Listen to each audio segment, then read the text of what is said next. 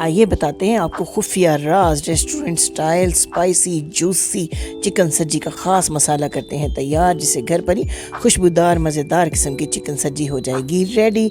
चलते हैं इंग्रेडिएंट्स की तरफ। हाफ़ टी स्पून है pink salt, half tea spoon ज़ीरा पाउडर, हाफ़ टी स्पून काली मिर्च का पाउडर, हाफ़ टी स्पून सादा नमक, आधा चम्मच हल्दी, half teaspoon chilli flakes, half teaspoon टाटरी यानी कि सिट्रिक एसिड है हमारे पास, जिसमें ऐड करेंगे हम हाफ़ टी स्पून गार्लिक यानी लहसुन का पाउडर, एक भरकर टीस्पून हम डालेंगे चाट मसाला और एक ही टीस्पून आमचूर का पाउडर। इन तमाम पाउडर मसालों को फाइनली ग्राइंड कर लेंगे एक बार फिर, और तैयार हो गया रेस्टोरेंट स्टाइल बेहतरीन किस्म का सज्जी मसाला। घर पर कीजिए सज्जी को तैयार और इसकी रेसिपी के लिए विजिट कीजिए फूडीज़ बाय अतिया को, जहां मौजूद है बेहतरीन सज्जी की रेसिपी, साथ में सज्जी के बेहतरीन राइस की धमाकेदार रेसिपी। तो जनाब फ़ौरन कीजिए सब्सक्राइब। Thank you.